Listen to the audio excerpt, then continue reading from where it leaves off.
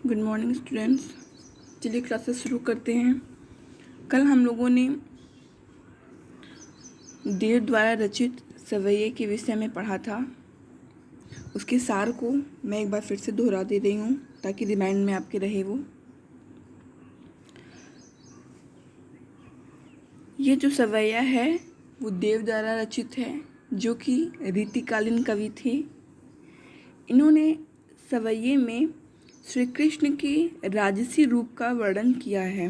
किसका? राजसी रूप का। उनका मानना था कि जब श्री कृष्ण अपने पैरों में पायल पहनते थे तो उसकी सुंदर ध्वनि तथा कमर में धारण किए हुए आभूषण अर्थात करधनी की जो मधुर ध्वनि थी वह बहुत ही मार्मिक थी, अर्थात कि वह मन को मोह लेने वाली थी, वह अपार खुशी को पहुंचाने वाली थी। फिर उनकी अगली पंक्ति थी कि जब वह अपने सांवले शरीर पे पीले रंग का वस्त्र धारण करते हैं तो वह अत्यधिक मोहक लगता है, अर्थात कि उनके सांवले रंग पर वह पीले रंग का वस्त्र बहुत अधिक ही सुशोभित होता है। और उसके पश्चात जब वह पुष्पों की माला अपने गले में पहनते हैं तो वह देखकर जो हमारा हृदय है वह आनंदित हो उठता है, हृदय अपार खुशी से भर जाता है, अर्थात कि श्री कृष्ण के सांवले रंग पर वह पीला वस्त्र तथा उनके गले में धारण किया हुआ वह पुष्पों की माला हृदय को अत्यधिक सुख पहुंचाने वाली थी, उसे बहुत संतोष पहुंचाने वाली थी। फिर अगली लाइन थी कि वे अपने माथे पर मुकुट को धारण किए हुए हैं। उनके चेहरे की आभा, चेहरे की चमक को देख के ऐसा लग रहा है मानो चंद्रमा अपनी हंसी उनके चेहरे पर बिखेर रही हो और उस पर जो उनके नेत्र जो कि बहुत बड़े हैं और बहुत चंचलता को लिए हुए हैं, अर्थात चकवे पक्षी की भांति। चकवे पक्षी का जो नेत्र होता है वो बहुत चंचल माना जाता है, बहुत सुंदर माना जाता है। तो यहाँ पे अगर आप अपने से शब्द उसमें डाल सको तो आप यहाँ बोल सकते हैं कि जो उनकी आँखों की चंचलता थी वह चकवे पक्षी की भांति थी। फिर लास्ट लाइन में था कि यहाँ पे देव ने श्री कृष्ण को दूल्हे के रूप में बताया कि जिस तरह दूल्हा श्रृंगार करके निकलता है उसी तरह यह भी श्री व्रज दूल्हा, यह व्रज का दूल्हा, इसकी जो सुंदरता है वह किसी जग मंदिर दीपक, संसार रूपी मंदिर के दीपक की समान है, अर्थात कि यह जो इनकी शोभा है वह एक दीपक के में जो जल रही है दीप उसकी भांति इनकी शोभा है, अर्थात कि ये संसार रूपी मंदिर के दीपक की समान प्रकाशित होते हैं, उसी की समान शोभा पाते हैं। तो कल में हम लोगों ने ये पढ़ा था। आज हम कवित्व का पढ़ेंगे जो कि देव द्वारा ही रचित है।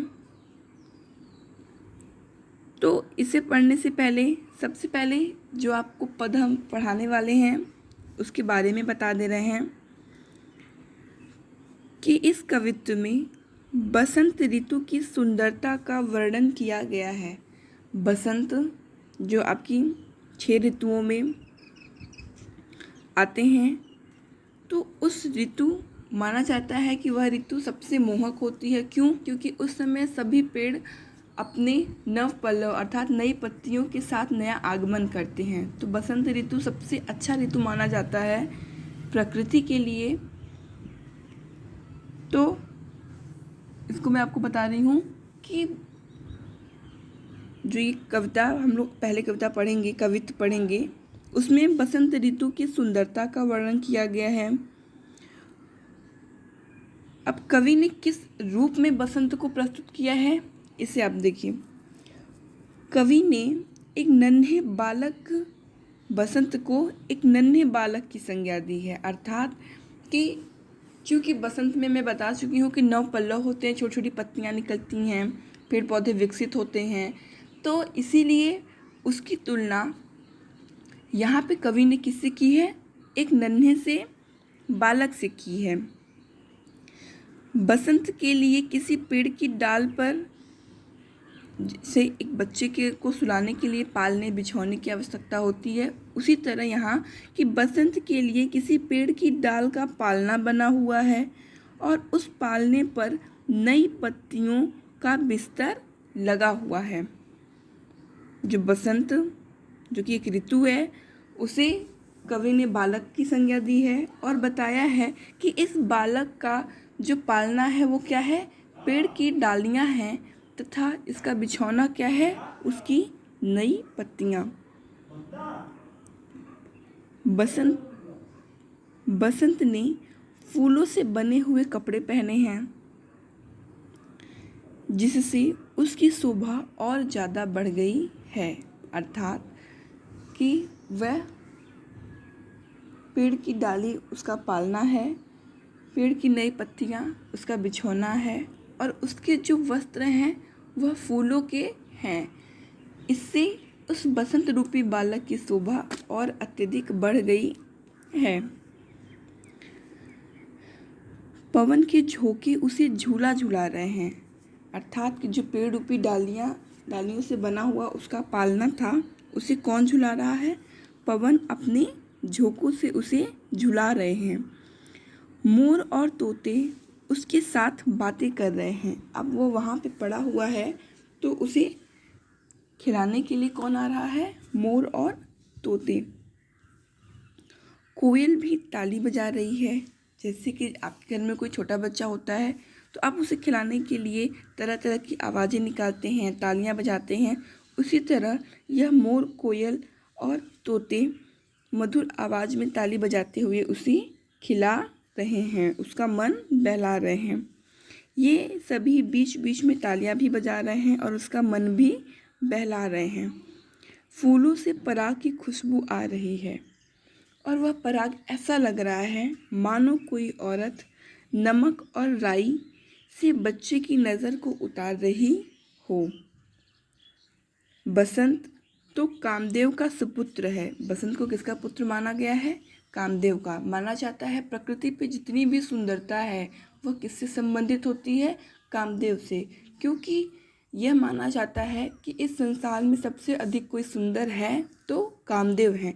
तो इस संसार की जितनी भी सुंदर वस्तुएं हैं, जितनी भी खूबसूरती हैं, वह किससे संबंधित मानी जाती हैं? कामदेव से ही मानी जाती हैं। तो बसंत जो कि अपने आप में बहुत सुंदर है, तो उसे किसकी संज्ञा दी गई थी? बालक की। और वह बालक किसका है? कामदेव का। जिसे सुबह सुबह गुलाब की कलियां चुटकी बजाकर जगा रही हैं। वैसा नहीं कि गुलाब चुटकी बजाएगी, जो उसका खिलना है, उसके खिलने को ही क्या बताया गया है? चुटकी बजाना। तो यहाँ पे आपका ये परिचय खत्म होता है इसका। अब हम आते हैं इसके पद पे। अब ये देखिए आपके सामने कुछ ऐसा ही दृश्य है कि जो कि बसंत एक ऋतु है, वो वाकई बालक नहीं है, बट यहाँ पे फिगर में आपके दिखाया गया है कि ये जो डाल है वो क्या बन गए हैं? उसके पालने बन गए हैं और ये जो पत्तियाँ हैं ये उनके बिस्तर बन गए हैं तथा इन पेड़ों पे जो फूल निकले हैं वो क्या बता दिए गए हैं कि ये इस बालक के वस्त्र हैं। आप मोर और कोयल तोते को यहाँ देख रहे हैं कि वह आके बारी बारी से उसको खिला रहे हैं, उसका मन बहला रहे हैं। उसके पश्चात यहाँ औरत को भी दिखा दिया गया है कि ये लता रूपी जो औरत है वो आके अपने परागकण, जो फूलों के ऊपर जो परागकण लगे होते हैं, उसके माध्यम से इसकी नज़र उतार रहे हैं।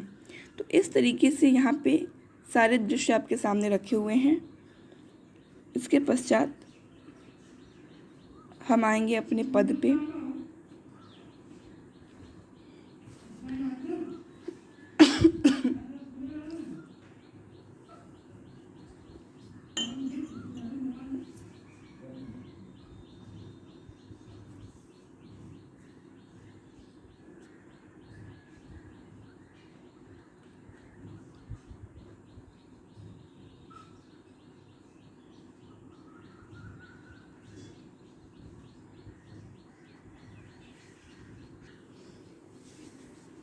सबसे पहले हम पद को पढ़ेंगे।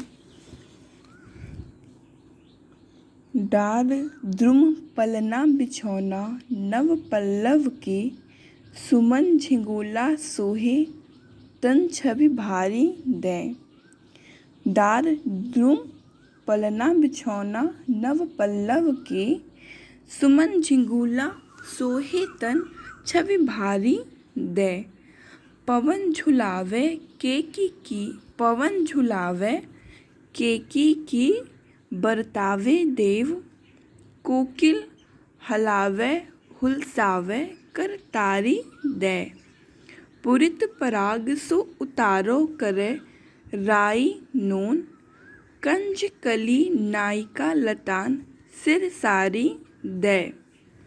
मदन महीप जू को बालक बसंत ताही, प्रातहि जगावत गुलाब चटकारी दे।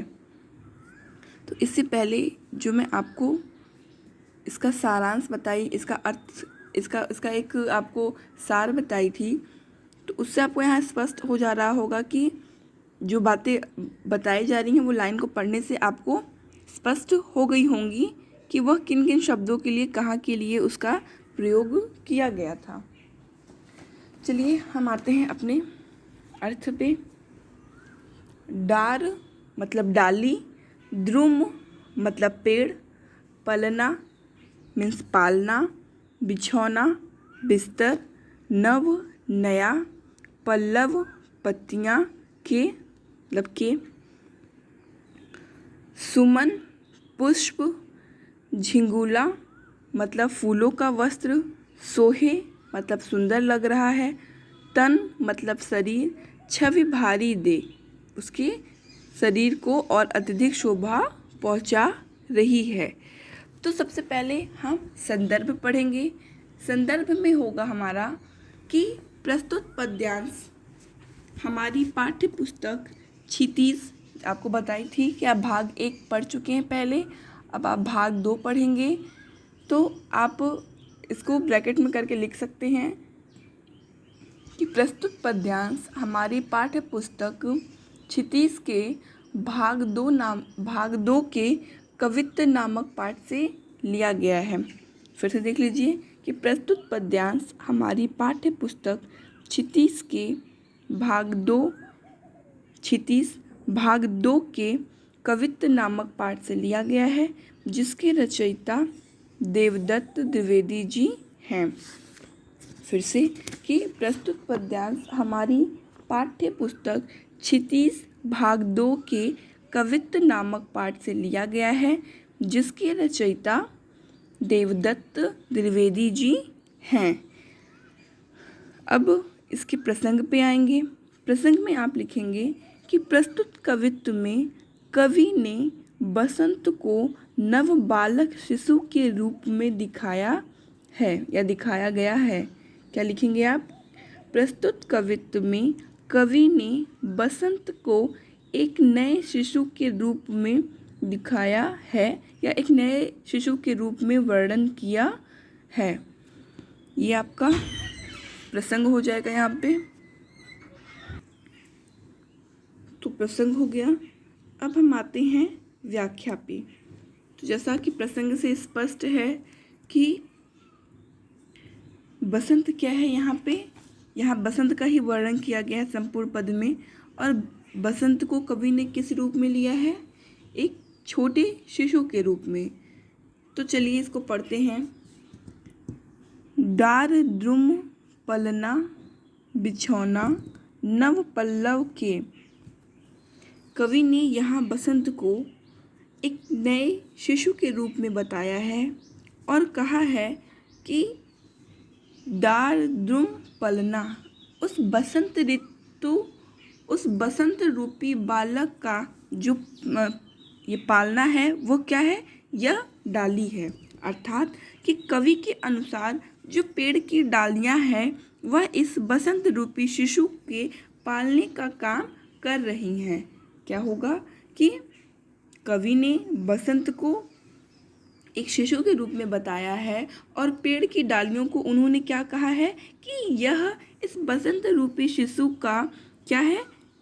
पालना है, अर्थात कि कवि के अनुसार पेड़ की जो डालियां हैं वह बसंत रूपी शिशु के पालने का कार्य कर रही है, बसंत रूपी शिशु के लिए पालने का कार्य कर रही है। बिछौना नव पल्लव के, बिछौना नव पल्लव अर्थात उसके बिस्तर का कार्य कौन कर रहा है? उस डाल पर लगी हुई नव पल्लव अर्थात नई पत्तियां। तो क्या हो जाएगा कि वृक्ष की पत्तियां पालने में बिछौने की तरह हैं, अर्थात बिछौने का कार्य कर रही हैं। वह जो क्या हो गया आगे कि कवि ने बसंत को नए शिशु के रूप में बताया है और उस शिशु के पालने का कार्य पेड़ की डालियां कर रही हैं तथा उसके बिछौने का कार्य उस पेड़ की नई पत्तियां कर रही हैं। आगे है सुमन झिंगुला सोहे तन छवि भारी दे। सुमन अर्थात पुष्प, झिंगुला अर्थात वस्त्र। तो जो फूलों का वस्त्र है उस बसंत ऋतु, उस बसंत रूपी बालक के तन की सोहे छवि भारी दे, उसके तन को और अत्यधिक शोभा दे रही है, उसके तन को सुशोभित कर रही है। छवि भारी दे जो कि उसकी शोभा को और अधिक बढ़ा रही है। तो ये लाइन स्पष्ट हो गई आप लोगों को कि उस बसंत ऋतु, बसंत रूपी ऋतु हो जा रहा है, बसंत रूपी बालक के लिए फूलों के वस्त्र बनाए गए हैं जो कि उसके शरीर को अत्यधिक शोभा पहुंचा रही है। बसंत ऋतु जो कि स्वयं में खूबसूरत है और उसने यह जो पुष्पों का वस्त्र धारण कर लिया है उससे छवि भारी दे, उससे उसकी शोभा और अत्यधिक बढ़ गई है। अर्थात कि यह जो बसंत रूपी बालक है वह अपने आप में बहुत ही खूबसूरत है, किंतु जब इसने इस फूलों के वस्त्र को धारण कर लिया तो उससे उसकी शोभा और अत्यधिक बढ़ गई है, उससे उसकी छवि और अधिक बढ़ गई है। पवन झुलावे, उसके पालने को झुलाने का कार्य कौन कर रहा है? पवन अर्थात हवा जो है वह बीच बीच में आकर उस बसंत रूपी बालक के पालने को झुलाने का कार्य कर रही है। केकी कीर बरतावे देव, यहाँ देव आपके कवि के लिए दिया गया है कि केकी मतलब मोर, कीर मतलब तोता, बरतावे मतलब उससे बातें कर रहे हैं। तो जो आपके मोर और तोते हैं वह बीच बीच में आकर उस बालक से बातें कर रहे हैं, उसका दिल बहला रहे हैं। अर्थात कि छोटा बच्चा जब रोता है तो लोग परिवार के सदस्य आके क्या करते हैं? उसे खिलाते हैं, उसे हंसाते हैं, तरह तरह की कार्य करते हैं जिससे कि वह बालक रोना बंद कर देता है। तो यहाँ पे जो आपका मोर और तोता है वह यही कार्य कर रहा है, वह आके उस बालक से बतरावे, उससे बातें कर रहे हैं। पवन उसके पालने को झुलाने का कार्य कर रहा है, किस माध्यम से? अपनी हवा, अपने झोंकों के माध्यम से जो हवा है वह क्या कर रहा है? उसके झूले को झुलाने का कार्य कर रहा है तथा मोर और तोता आकर उस बालक से बातें कर रहे हैं जिससे वह बालक अत्यधिक प्रसन्न हो रहा है। आगे है कोकिल हलावे हुलसावे कर तारी दे। कोकिल अर्थात कोयल, हलावे हुलसावे मतलब मीठी बातें कर ताली दे और ताली देकर उसके दिल को या उसे खुश कर रहे हैं। कोयल जो कि बसंत रूपी बालक से बातें कर रही है और तालियां बजा बजा कर उसे प्रसन्न करने की कोशिश कर रही हैं। पहले हम लोगों ने पढ़ा था कि पहले कौन किया बात? कोयल और मोर और तोता। उसके पश्चात कोयल भी वहाँ आती है और उससे अपनी मीठी मीठी कूक से मीठी मीठी बातें करती है तथा ताली देकर उसे प्रसन्न करने का कार्य कर रही है। आगे की लाइन है, पुरित पराग सो उतारो करे, राई नोन कंजकली नायिका, लतान सिर सारी दे।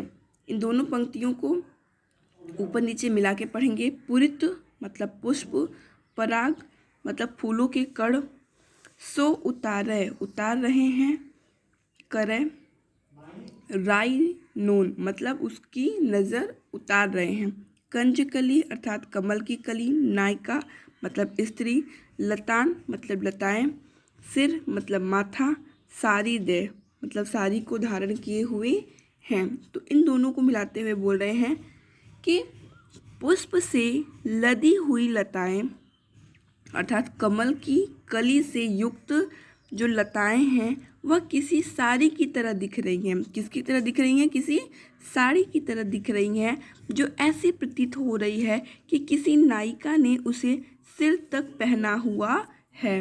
वह जो कमल की कली हैं, जो लताएं हैं, वो ऐसा लग रहा है कि मानो किसी नायिका ने उसे पहना हुआ है। और वह क्या कर रही है?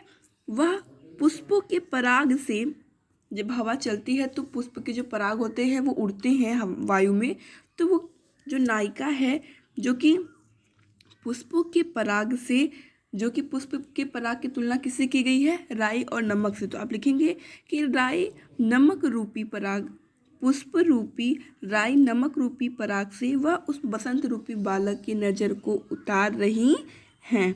अर्थात कि पुष्प से लदी हुई लताएं किसी साड़ी की तरह दिख रही हैं। जो कमल कली है उससे युक्त जो लताएं हैं वह कैसी लग रही है? किसी साड़ी की तरह लग रही है। और वह ऐसा लग रहा है कि मानो कोई नायिका उसे धारण की हुई है और वह नायिका पुष्पों के पराग के कण से उस बसंत रूपी बालक की नज़र उतार रही है। जिस भांति कि घर की स्त्रियां राई और नमक के माध्यम से बालक की नज़र को उतारती है, उसी प्रकार वह लता रूपी साड़ी को पहनी हुई नायिका, पुष्पों की लताओं से युक्त जो साड़ी थी उसे पहनी हुई नायिका पुष्पों के पराग से उस बसंत रूपी बालक की नज़र को उतार रही हैं। आगे की लाइन है, मदन महीप जू को बालक बसंत ताही, प्रातहि जगावत गुलाब चटकारी दे। मदन महीप, मदन मतलब कामदेव, मदन महीप का मतलब कामदेव, जू को बालक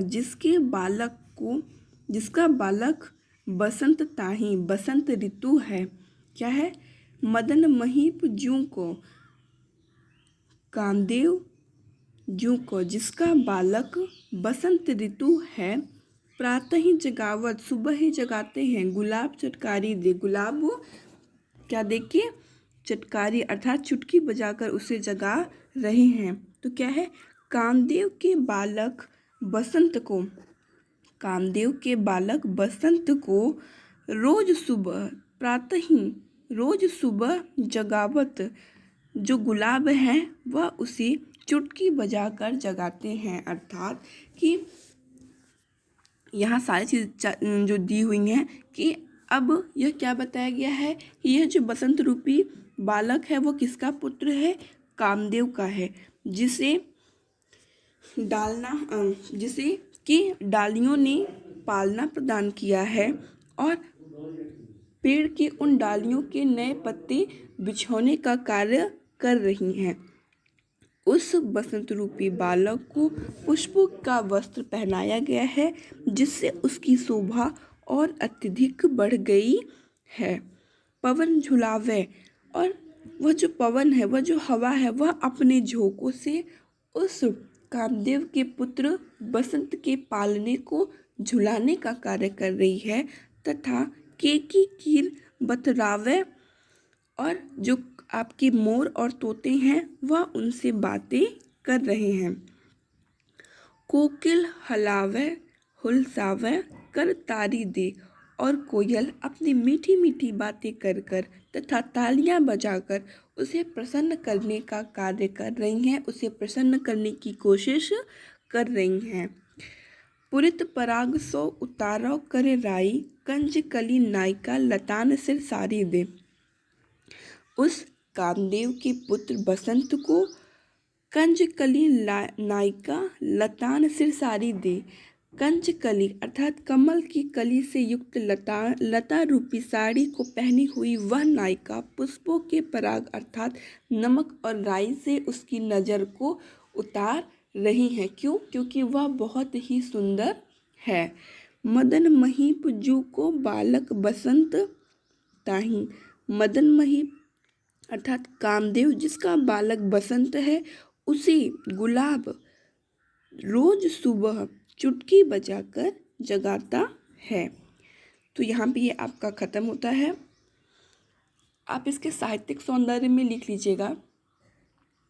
इसको एक बार फिर से मैं पढ़ दे रही हूँ कि प्रस्तुत, सबसे पहले संदर्भ आपका, कि प्रस्तुत पद्यांश हमारी पाठ्य पुस्तक क्षितिज भाग 2 के कवित्व नामक पाठ से लिया गया है, जिसके रचयिता रीतिकालीन कवि देवदत्त द्विवेदी जी हैं। प्रसंग में लिखेंगे कि प्रस्तुत कवित्व में कवि ने बसंत को एक नव शिशु के रूप में दिखाया है, या बसंत का एक नव शिशु के रूप में वर्णन किया है। आगे इसके अर्थ को लिखते हुए लिखेंगे कि कवि के अनुसार पेड़ की डालियाँ बसंत रूपी शिशु के पालने का काम कर रही हैं तथा वृक्ष की पत्तियां पालने में बिछौने की तरह बिछी हुई हैं। फूल से लदे हुए गुच्छे बालक के लिए एक ढीले ढाले वस्त्र के समान लग रहे हैं, जो कि उसकी शोभा को और अत्यधिक बढ़ा रहे हैं। बसंत रूपी बालक के पालने को पवन बीच बीच में आकर झुला रही है तथा मोर और तोते उससे बातें कर कर उसे हंसा रहे हैं, अर्थात उसके दिल को बहला रहे हैं। उसके पश्चात है, कोयल भी आकर बसंत रूपी शिशु से बातें करती है और तालियां बजा बजा कर उसे प्रसन्न करने का कार्य या प्रसन्न करने की कोशिश कर रही हैं। फिर पुष्प से लदी हुई लताएं किसी साड़ी की तरह दिख रही है, जो ऐसी प्रतीत हो रही है कि किसी नायिका ने उसे धारण किया हुआ है और वह उन पुष्पों के पराग के कण से कुछ इस तरह उड़ रहे हैं, मानो कि घर की किसी औरत किसी बच्चे का नज़र उतार रही हैं। कामदेव के बालक बसंत को रोज सुबह गुलाब चुटकी बजाकर जगाने का कार्य कर रहे हैं। तो यहाँ आपका ये खत्म होता है। साहित्यिक सौंदर्य में लिखिएगा कि प्रस्तुत पद में रूपक अलंकार का प्रयोग किया गया है। और सेकंड पॉइंट लिखिएगा कि प्रकृति का बड़ा ही मनोरम वर्णन किया गया है। इसके और सारे जो साहित्यिक सौंदर्य होंगे वो स्कूल खुलने पे हम आपको उसको अच्छे से बता देंगे। इसके पश्चात हम अपने दूसरे कवित्व पे आते हैं।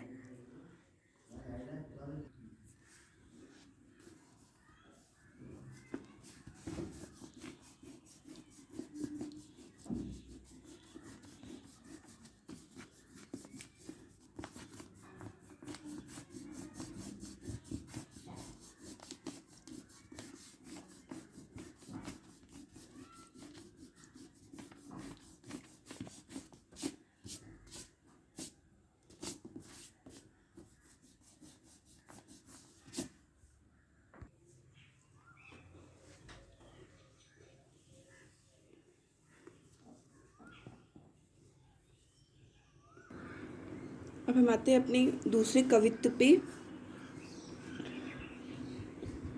उसमें देव ने किसका वर्णन किया है ये आपको मैं दिखाती हूँ। इसमें देव ने चांदनी रात की सुंदरता का वर्णन किया है।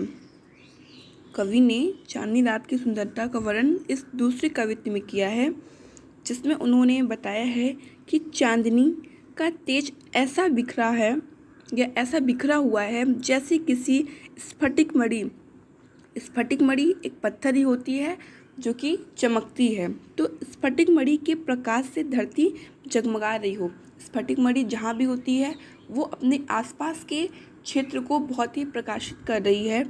तो कवि ने चांदनी रात का वर्णन भी कुछ ऐसा ही किया है। चारों ओर सफ़ेद रोशनी ऐसी लग रही है जैसे कि दही का समंदर भर रहा हो। यहाँ पे समंदर से दही का कोई तात्पर्य नहीं है, लेकिन समंदर इतना श्वेत है जिसकी तुलना दही से की गई है। तो यहाँ कवि यही कह रहे हैं कि रोशनी जो ऐसी लग रही है मानो दही का समंदर आ गया हो, अर्थात कि उस स्फटिक मणि और चांद की रोशनी ऐसी लग रही है मानो दही का समंदर ही यहाँ आ गया हो। क्यों? क्योंकि दही सफ़ेद होता है, इसीलिए यहाँ पे कवि ने दही की तुलना की है। आगे वो लिखते हैं,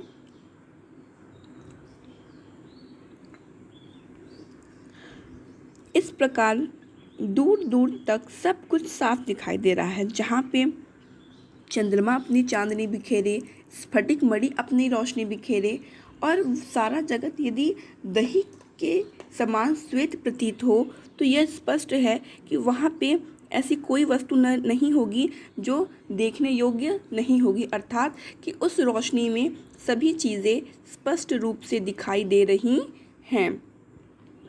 ऐसा लगता है कि पूरे फर्श पर दूध सा झाग फैला हुआ है, अर्थात कि जो दूध के ऊपर फेन होता है, कवि ने उसकी तुलना की है यहाँ पे कि उसकी जो रोशनी है उसका जो इतना साफपन है वो ऐसा लग रहा है मानो दूध का फेन चारों ओर फैल गया है, जो कि ऐसा वहाँ पे कुछ भी नहीं हो रहा है। वहाँ सिर्फ चांद की चांदनी और स्फटिक मणि की प्रकाश से जो धरती जगमगाई हुई है उसकी विवेचना कवि दही और दूध के श्वेतपन से कर रहा है कि ऐसा लग रहा है मानो दही का समंदर ही यहाँ पे आ गया हो और उस कारण सारी चीज़ें स्पष्ट रूप से दिखाई दे रही हैं, तथा स्पष्ट रूप से दिखाई देने पर ऐसा लग रहा है कि मानो पूरे ज़मीन पे, पूरे फर्श पर, पूरे धरती पर दूध का फेन फैला हुआ हो, अर्थात कि श्वेतपन इतना अधिक बढ़ गया है कि वह कैसा लग रहा है, जैसे कि दूध का फेन पूरी धरती पर फैल गया हो।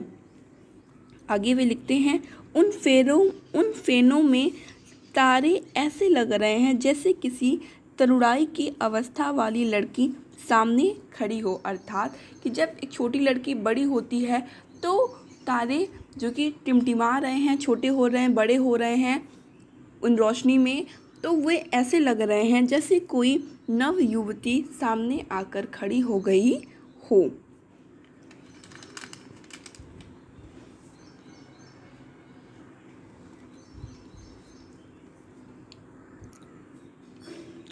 आगे कवि लिखते हैं कि ऐसा लग रहा है मानो मोतियों को चमक मिल गई है और बेले के फूल को रस मिल गया है। कहने का तात्पर्य यह है कि शायद इसी रोशनी का प्रभाव रहा होगा, इसी चांदनी और स्फटिक मणि के रोशनी का प्रभाव रहा होगा, जिससे कि मोतियों में चमक आ गई है और बेले का फूल जो कि श्वेत रंग का होता है उसका श्वेतपन उसे इसी के माध्यम से मिला होगा, अर्थात कि उसे वह रोशनी चांदनी और स्फटिक मणि के रोशनी से मिली है, अर्थात मोतियों में चमक वहीं से आई होगी और बेले को श्वेत रंग वहीं से प्राप्त हुआ होगा। इसके पश्चात वो ऐसे लिखते हैं कि पूरा आसमान किसी दर्पण की तरह लग रहा है जिसमें चारों ओर रोशनी ही रोशनी फैली हुई है। यह माना जाता है कि दर्पण में हम स्वयं को देखते हैं तो हमें स्वयं का उसमें क्या दिखता है, अपनी ही परछाई, अपनी ही आभा दिखती है। तो चांदनी जो कि निकली हुई है और ऐसा लग रहा है कि संपूर्ण जगत में कोई संपूर्ण आसमान दर्पण सा हो गया है कि उसकी रोशनी एक भी जगह नहीं बल्कि समस्त जगह फैली हुई है, अर्थात उसका वर्चस्व पूरे पृथ्वी पे दिखाई दे रहा है। इन सब के बीच पूर्णिमा का चांद ऐसा लग रहा है जैसे आसमान रूपी दर्पण में राधा का प्रतिबिंब दिख रहा हो, मतलब कि वह इतना अधिक सुंदर, इतना अधिक वहाँ वो मोहक लग रहा है, जैसे लग रहा हो कि मानो राधा जी की परछाई स्वयं राधा जी ने, क्योंकि राधा जी बहुत सुंदर है, यहाँ शायद उनकी परछाई आ गई है, इस वजह से यह रोशनी अत्यधिक सुंदर लग रही है। जो पूर्णिमा की चांदनी है वो इस तरह से शोभा पा रही है मानो कि राधा जी की परछाई वहाँ पे दिख रही हो। तो दूसरे कवित्व में आपके इसी की चर्चा की गई है। तो आज मैं आपको इसका सारांश बताई हूँ। कल के क्लास में इसका अर्थ और जो आपके बचे हुए क्वेश्चन आंसर हैं उसको मैं आपको करवा दूँगी। तो आज के लिए आपकी इतनी ही है। ओके।